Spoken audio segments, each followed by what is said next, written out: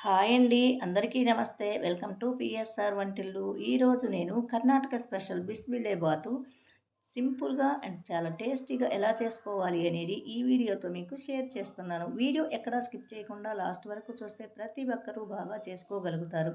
ఇప్పుడు ప్రాసెస్ ఎలాగో చూద్దాము. ముందుగా నేను ఇక్కడ ఒక కుక్కర్ తీసుకున్నాను. దానిలోకి ఒక డబ్బా బియ్యాన్ని యాడ్ చేసుకోవాలి. డబ్బా బియ్యం అంటే మనకి వాటర్ తాగే గ్లాస్ తోటి గ్లాసు బియ్యం. అదే డబ్బాతోటి ఒక హాఫ్ డబ్బా కందిపప్పుని యాడ్ చేసుకోవాలి. బియ్యం ఎన్నైతే తీసుకుంటామో దానికి సగం వరకు కందిపప్పుని తీసుకోవాలి. ఇప్పుడు దానిలోకి వాటర్ని యాడ్ చేసుకొని 2 టైమ్స్ నీట్‌గా వాష్ చేసి ఉంచుకోవాలి. ఆ విధంగా వాష్ చేసిన బియ్యం కందిపప్పులోకి గ్లాసుతోటి 4:30 గ్లాసు వాటర్ని యాడ్ చేసుకోవాలి. ఒక బియ్యము, హాఫ్ కందిపప్పు 1:30కి 3 రెట్లు లెక్కన 4:30 గ్లాసు వాటర్ని యాడ్ చేసుకోవాలి.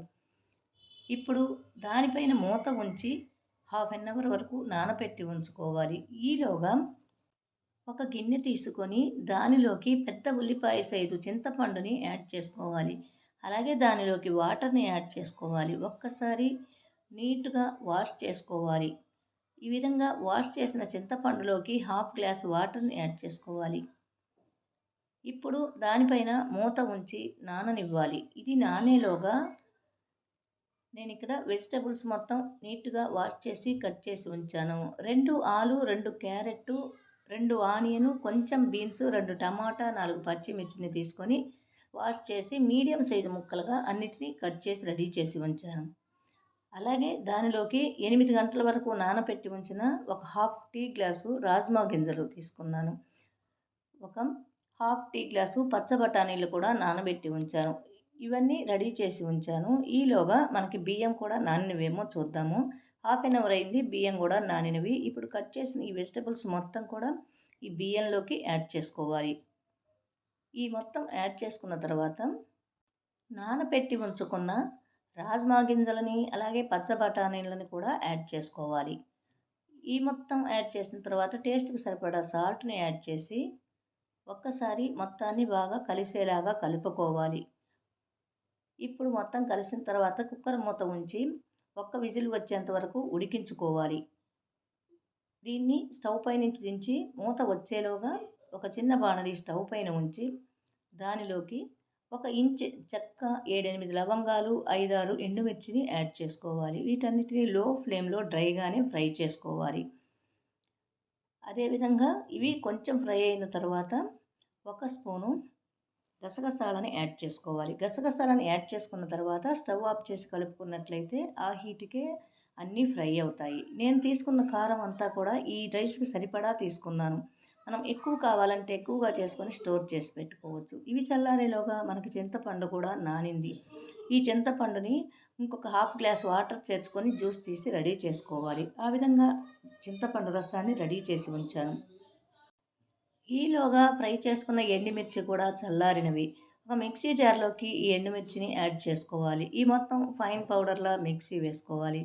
మనకి కారం కూడా రెడీ అయింది. ఇప్పుడు స్టవ్ పైన ఒక బాణలి ఉంచి స్టవ్ ఆన్ చేసి దానిలోకి ఒక టేబుల్ స్పూన్ ఆయిల్‌ని యాడ్ చేసుకోవాలి. ఈ ఆయిల్ హీట్ ఎక్కగానే ఒక స్పూను ఆవాలను యాడ్ చేసుకొని ఆవాలు చిటపటమనగానే ఒక టేబుల్ స్పూను ఏరుశనగ పప్పుని యాడ్ చేసుకోవాలి. అలాగే ఒక స్పూను పచ్చి శనగపప్పు, ఒక స్పూను మినపప్పు, ఒక హాఫ్ స్పూను జీలకర్రని యాడ్ చేసుకొని ఈ మొత్తాన్ని కలుపుతూ ఫ్రై చేసుకోవాలి. ఈ తాలింపు కొంచెం ఫ్రై అవ్వగానే 2 ఎండుమిరపకాయలను తుంచుకొని యాడ్ చేసుకోవాలి. అలాగే ఒక 2 రెమ్మలు కరివేపాకును కూడా యాడ్ చేసుకొని కలుపుతూ ఈ తాలింపంతా ఫ్రై అవ్వనివ్వాలి. తాలింపు ఫ్రై అవ్వగానే ఫైనల్‌గా ఒక స్పూన్ వరకు ఇంగువను కూడా యాడ్ చేసుకొని కలుపుకోవాలి. ఇదంతా బాగా కలిసిన తర్వాత రెడీ చేసుకున్న చింతపండు రసాన్ని దీనిలోకి యాడ్ చేసుకోవాలి. ఇప్పుడు టేస్ట్‌కి తగినంత సాల్ట్‌ని యాడ్ చేసుకోవాలి. అలాగే ఒక హాఫ్ టీ స్పూన్ పసుపును కూడా యాడ్ చేసుకోవాలి. సాల్ట్ అనేది మనం చూసుకొని యాడ్ చేసుకోవాలి. ఆల్రెడీ రైస్‌లోకి వేసి ఉన్నాం కాబట్టి. ఈ మొత్తం బాగా తెరలనివ్వాలి. పులుసంతా బాగా తెర్లుతున్నది. ఈ స్టేజ్‌లో ఉన్నప్పుడు మనం రెడీ చేసి మిక్సీ చేసుకున్న కారాన్ని కూడా దీనిలోకి యాడ్ చేసుకోవాలి. ఆ తర్వాత ఒక 2 నిమిషాలు బాగా ఉడికించుకోవాలి కారం వేసిన తర్వాత. పులుసు అంతా బాగా రెడీ అయింది. ఇప్పుడు కుక్కర్ మూత కూడా వస్తుందేమో ఒక్కసారి చూద్దాము. కుక్కరు మూత కూడా వస్తున్నది. ఒక్కసారి కలుపుకొని చూద్దాము. రైసు, వెజిటబుల్స్ మొత్తం కూడా బాగా ఉడికినవి సాఫ్ట్‌గా. ఇప్పుడు దానిలోకి మనం తెరలించి రెడీ చేసుకున్న చింతపండు రసాన్ని దీనిలోకి యాడ్ చేసుకోవాలి. ఈ మొత్తం కూడా ఒక్కసారి బాగా కలిసేలాగా కలుపుకోవాలి. అంతా బాగా కలిసింది. కొంచెం గట్టిగా ఉన్నది. మనకి కావలసినంత జారుగా ఉండేలాగా నీళ్ళని మరగబెట్టి దీంట్లోకి కలుపుకోవాలి. నేను ఇక్కడ చూసుకొని సరిపడ నీళ్ళని యాడ్ చేస్తున్నాను. ఈ వాటర్ అంతా బాగా కలిసేలాగా కలుపుకోవాలి. అంతా బాగా కలిసింది. ఇప్పుడు 2 టేబుల్ స్పూన్లు నెయ్యిని యాడ్ చేసుకొని, అలాగే ఫైనల్‌గా కొంచెం కొత్తిమీర తరుగును కూడా యాడ్ చేసుకొని ఒక్కసారి బాగా కలుపుకోవాలి. నెయ్యి వేసినందువల్ల కూడా బాగా టేస్ట్ ఉంటుంది. మొత్తం రెడీ అయింది. ఎంతో టేస్టీ అయిన కర్ణాటక స్పెషల్ బిస్బిలేబాతు రెడీ అయింది. చూసాం కదా ఎంత సింపుల్‌గా చేసుకున్నామో. మన ఇంటికి ఎవరైనా గెస్టులు వచ్చినా, ఏదైనా అకేషన్స్‌కైనా చాలా సింపుల్‌గా ఇంట్లోనే ప్రిపేర్ చేసుకోవచ్చు. మా రెసిపీ కనుక మీకు నచ్చినట్లయితే లైక్ చేయండి, షేర్ చేయండి, కామెంట్ చేయండి. Thank you for watching.